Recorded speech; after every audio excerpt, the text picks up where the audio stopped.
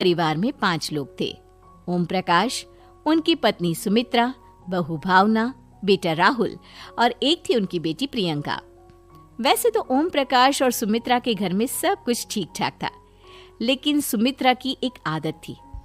घर में कुछ भी गलत या सही हो तो वो किसी से कुछ नहीं कहती, और भावना स्वभाव की इतनी सीधी सादी थी कि अगर कोई उसके साथ गलत भी करता तो भी वो उसे कुछ नहीं कह पाती। इसी के चलते प्रियंका और राहुल घर में मनमानी चलाते रहते, क्योंकि घर को संभालने वाली औरतें इस तरह से रहती थी जैसे वो गूंगी और अंधी हो। माँ, मैं अपनी सहेलियों के साथ पिकनिक पर जा रही हूँ। ठीक है बेटा, चली जाओ।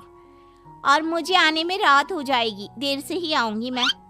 अच्छा, कोई बात नहीं बेटा। अरे भावना, तुमको एक बार में समझ में नहीं आता क्या?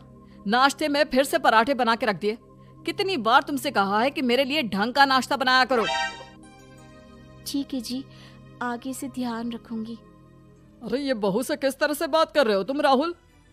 अरे तो और क्या करूं पापा, इसको कहीं बात एक बार में समझ में ही नहीं आती। सुमित्रा, तुम अपने बेटे को समझाती क्यों नहीं? बहू से बात करने का ये क्या तरीका है? अरे जिसकी जैसी मर्जी आए करो, मुझे क्या। भावना बेटा, तुम भी तो कभी कुछ कहा करो। इस तरह क्यों सबकी बातें सुनती रहती हो? कोई बात नहीं पापा जी, सब ठीक है। रात को काफी देर तक प्रियंका घर नहीं आती, और जब वापस लौट कर आती है तो एक लड़की के साथ बाइक पर बैठकर। सुमित्रा और भावना दोनों ही प्रियंका को लड़की के साथ देख लेते हैं।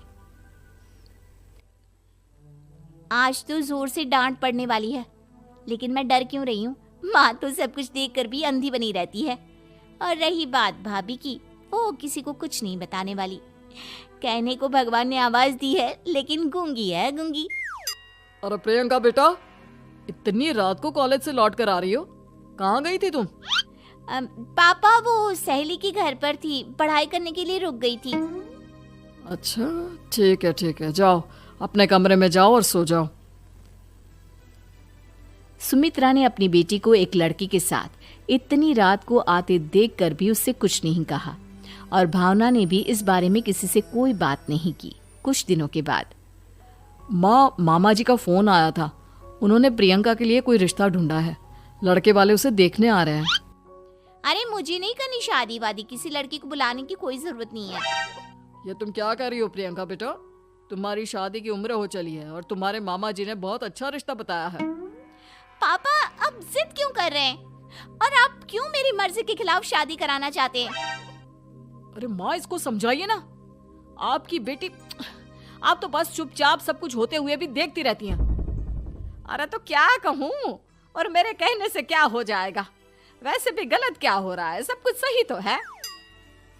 भावना बहू, देखो तो प्रियंका हमारी बात नहीं समझेगी, लेकिन वो तुम्हारी हम उम्र है। क्या पता तुम्हारे कहने से उसे कुछ समझ में आ जाए। नहीं पापा जी, मेरे कहने से कुछ नहीं होगा। मैं प्रियंका को कैसे समझा सकती हूँ? वो ननद है मेरी, कहीं मेरी किसी बात का बुरा मान गई तो? सुमित्रा और भावना में से कोई भी प्रियंका को कुछ नहीं समझाता। इस बात से राहुल और ओम प्रकाश जी दोनों ही परेशान हो जाते हैं। और फिर जब लड़का प्रियंका को देखने के लिए आता है, मुझे आपकी बेटी बहुत पसंद है, मैं उसके साथ शादी करने के लिए तैयार हूँ। देखो, मुझे तुमसे शादी नहीं करनी, और ये बात जितनी जल्दी समझ में आ जाए अच्छा रहेगा। अरे तो फिर आप लोगों ने मुझे यहाँ बुलाया ही क्यों? माफ कर दो बेटा, वो हमारी बेटी जरा गुस्से में है। हम उसे समझाने की कोशिश करते हैं। हाँ, देखिए आप नाराज मत होइए, वो तो उसने बस ऐसे ही कह दिया होगा। अरे कोई ऐसे ही कुछ कहता है क्या? और ये आपकी पत्नी और माँ, ये दोनों इस तरह चुपचाप क्यों बैठे हैं, जैसे इस घर के मेंबर ही ना हो? आपके घर में सब कुछ ठीक तो है ना? अरे सब कुछ ठीक है बेटा। सुमित्रा, समझाओ ना अपनी बेटी को। अरे क्या समझाऊं, क्या होगा समझाने से? सब ठीक ही तो हो रहा है, गलत क्या हो रहा है? भावना, प्रियंका को अंदर लेकर जाओ और उससे समझाओ कि कितना अच्छा रिश्ता है। इतना अच्छा लड़का है, इस तरह से बिहेव ना करे। नहीं जी, मैं किसी से कुछ नहीं कह सकती जी। अरे अजीब परिवार है, मुझे तो यहाँ से निकलना पड़ेगा। इस तरह से तो आपकी बेटी की शादी किसी से नहीं हो सकती। जिसके घर की औरतें गूंगी और अंधी बनकर बैठ जाए, उस घर का कुछ नहीं हो सकता। ओम प्रकाश और राहुल सुमित्रा और भावना की हरकतों की वजह से बहुत परेशान हो जाते हैं। एक दिन वो दोनों आपस में बात करते हैं। पापा, समझ में नहीं आता कि भावना और माँ को कैसे समझाया जाए। सही कहते हो बेटा, तुम और मैं काम के सिलसिले में सारा दिन घर के बाहर रहते हैं और घर की दोनों औरतें जिन्हें सारा घर संभालना चाहिए गूंगी और अंधी बनकर बैठी हैं। पापा, आप ही बताइए इसका क्या उपाय है। मेरी तो कुछ समझ में नहीं आता बेटा, लेकिन हमें कुछ तो करना पड़ेगा, क्योंकि इन सब की वजह से प्रियंका बहुत ज्यादा बिगड़ती जा रही है। तुमने देखा उसे किस तरह से बिहेव किया था। अरे लेकिन पापा, हम करेंगे क्या? हमें एक नाटक करना होगा। कुछ दिनों के लिए हम भी गूंगे और बहरे बन जाते हैं, उसके बाद इन दोनों औरतों को अकल आएगी। हाँ पापा, शायद आपकी बात ठीक है। हम दोनों हर बार बात को संभाल लेते हैं और इसी वजह से माँ और भावना कुछ भी करने की कोशिश ही नहीं करते। और फिर अगले दिन, भावना, नाश्ते में क्या बनाया है? जी पराठे बनाए हैं। मेरे लिए पोहा बना दो। अच्छा जी, ठीक है, अभी बना देती हूँ जी। बहू, नाश्ते में क्या बनाया है? पापा जी, पराठे हैं और पोहे बन रहे हैं। अरे बहू, मुझे तो उपमा खाने का मन था, मेरे लिए उपमा बना दो। ठीक है पापा जी, अभी बना देती हूँ। भाभी, जल्दी से जरा मेरा कॉलेज का टिफिन तो पैक कर देना। और सुनो, मुझे ना भिंडी की सब्जी खाने का मन है। सुमित्रा चुपचाप बैठी बैठी सब कुछ देख रही थी। उसने किसी से कुछ भी नहीं कहा और ये देखकर भावना को मन ही मन गुस्सा आ रहा था, लेकिन वो किसी से कुछ नहीं कह रही थी। उसे लग रहा था कि ओम प्रकाश जी, जो हमेशा उसकी साइड लेते थे, वो भी आज चुपचाप बैठे हुए थे। शाम के वक्त प्रियंका अपने बहुत सारे दोस्तों को लेकर घर आती है और उधर दूसरी तरफ से राहुल भी अपने ऑफिस के दोस्तों को लेकर घर आ जाता है। प्रियंका अपने कमरे में तेज म्यूजिक चलाकर डांस करती है और राहुल अपने दोस्तों के साथ बैठकर जोर जोर से हंस रहा था। प्रियंका और राहुल मिलकर पूरे घर को अस्त व्यस्त कर देते हैं, लेकिन भावना उनसे कोई शिकायत नहीं करती और सुमित्रा जी भी चुपचाप बैठी रहती है।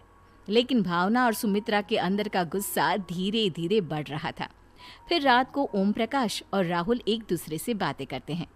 पापा, हमने इतना कुछ किया, फिर भी भावना कुछ बोलती ही नहीं और माँ भी कुछ गलत करने से किसी को रोकती ही नहीं। तुम चिंता मत करो बेटा, इन दोनों के अंदर का गुस्सा भर रहा है और बहुत जल्दी बाहर आने वाला है। अगले दिन, अरे बहू, ये कपड़े धुले हैं या गंदे हैं? पापा जी, कपड़े तो मैंने धोकर ही आपकी अलमारी में रखे थे। मुझे तो साफ नहीं लग रहे, एक बार और धो देना। प्रियंका, मैं सोच रहा था कि तुम्हें उस लड़के से शादी नहीं करनी है ना, मत करो।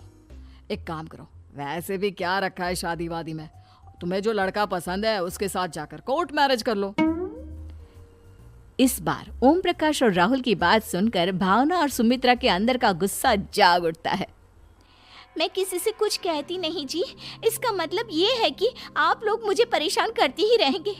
कल 4 बार मुझसे नाश्ता बनवाया, आज पापा जी मुझसे धुले हुए कपड़ों को बार बार धुलवा रहे हैं। अरे मैं इंसान हूँ जी, कोई मशीन नहीं हूँ। तुम दोनों ने मिलकर इस घर की कैसी हालत बना दी है और अपनी बहन को भागकर शादी करने के लिए कह रहे हो। तुम भाई हो या दुश्मन? ओम प्रकाश और राहुल जोर जोर से हंसने लगते हैं। अरे इसमें हंसने की क्या बात है? हम लोग यहाँ इतने परेशान हो रहे हैं जी, तुम लोगों को ऐसी हरकत करने के बाद भी हंसी आ रही है। ये क्या कर रहे हैं जी आप दोनों? यही तो हम चाहते थे कि सुमित्रा, तुम अंधी होकर ना बैठी रहो। घर में कुछ भी गलत हो तो उसे रोकने की कोशिश करो। और भावना, तुम अपने साथ हो रहे गलत व्यवहार पर भी कभी मुंह नहीं खोलती। ये सही बात नहीं है। मैं चाहता था कि तुम्हारी भी जुबान खुले, तुम गलत बात का विरोध करो। गूंगी बहू और अंधी सास की ये जोड़ी इस घर में अब नहीं चलेगी।